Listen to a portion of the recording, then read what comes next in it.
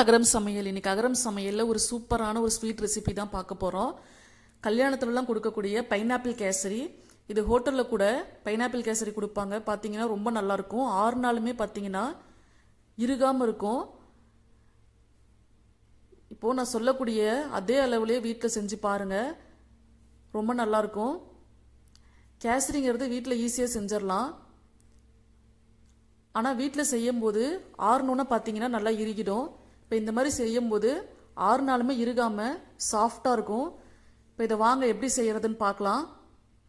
இப்போ அதுக்கு நான் 4 டேபிள் ஸ்பூன் அளவுக்கு நான் நெய் எடுத்துக்கிறேன். இப்போ அது கூடவே 4 டேபிள் ஸ்பூன் அளவுக்கு வாசனை இல்லாத நான் எண்ணெய் எடுத்திருக்கேன். சன்ஃப்ளவர் ஆயில் தான் நான் எடுத்திருக்கேன். இப்போது இந்த எண்ணெயும் நெய்யும் நல்லா கலக்கி எடுத்து வச்சுக்கலாம். இப்போ அது கூடவே ஒரு கடாயில் 2 டீஸ்பூன் அளவுக்கு நான் நெய் சேர்த்துக்கிறேன்.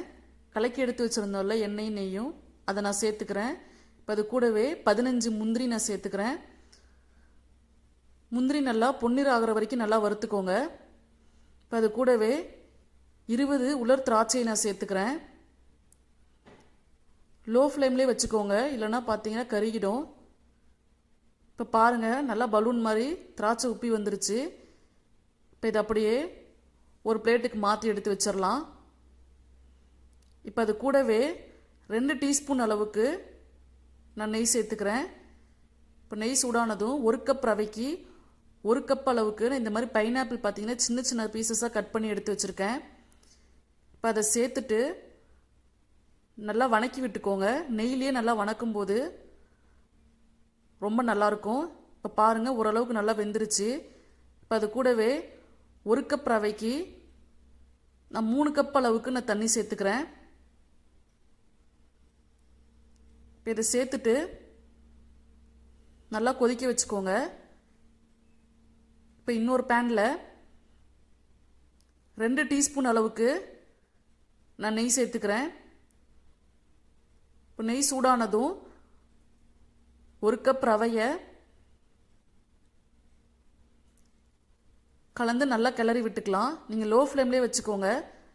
ரவையை நல்லா வறுக்கும்போது நமக்கு கேசரி பார்த்தீங்கன்னா உதிரி உதிரியாக கிடைக்கும். இப்போ பாருங்கள், நல்லா வறுபட்டுருச்சு. இப்போ இதை அப்படியே எடுத்து வச்சுக்கலாம். இப்போ பாருங்கள், தண்ணி நல்லா கொதிச்சிருச்சு. இப்போ அது கூடவே 1 பிஞ்ச் அளவுக்கு நான் எல்லோ ஃபுட் கலர் நான் சேர்த்துக்கிறேன். இது கலருக்காக தான். இப்போ பாருங்கள், நல்லா கொதிச்சிருச்சு. நம்ம வறுத்து எடுத்து வச்சுருந்தோம்ல அந்த ரவையை நான் கொஞ்சம் கொஞ்சமாக சேர்த்துக்கிறேன். கொஞ்சம் கொஞ்சமாக சேர்த்து கிளறும் போது நமக்கு கட்டி தட்டாமல் இருக்கும். இப்போ இதை சேர்த்து நல்லா கிளறி விட்டுக்கோங்க.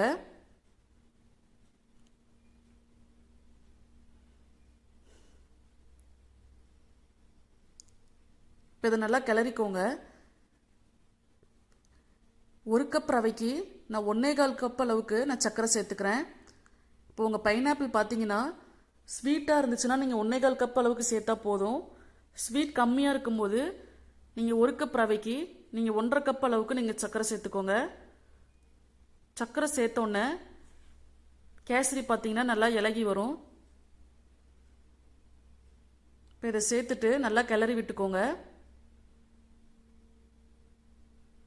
இப்போ அது கூடவே வாசனைக்காக நான் 3 ஏலக்காவை நான் பவுடர் பண்ணி சேர்த்துக்கிறேன். 1 சிட்டிகை அளவுக்கு நான் உப்பு சேர்த்துக்கிறேன். இதை சேர்த்துட்டு நல்லா கிளறி விட்டுட்டு ஒரு 2 டீஸ்பூன் அளவுக்கு எண்ணெய் நெய்யும் கலக்கி எடுத்து வச்சுருந்தோம்ல அதை நான் சேர்த்துக்கிறேன். இப்போ இதை சேர்த்துட்டு ஒரு மூடி போட்டு ஒரு 5 நிமிஷம் அளவுக்கு லோ ஃப்ளேமில் வச்சு நல்லா வேக விட்டுக்கோங்க.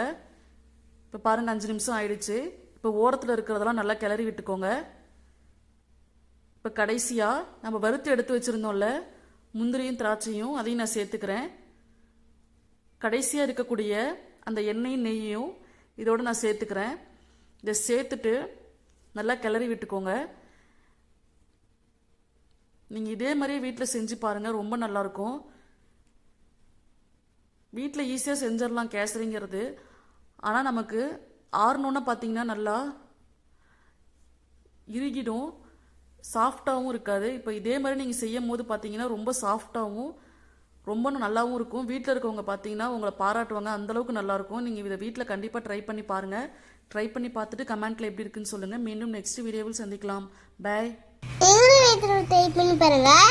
டேஸ்டாக இருக்கும். இருக்கு. லைக் பண்ணுங்க, ஷேர் பண்ணுங்க, பெல் பட்டன் கிளிக் பண்ணுங்க.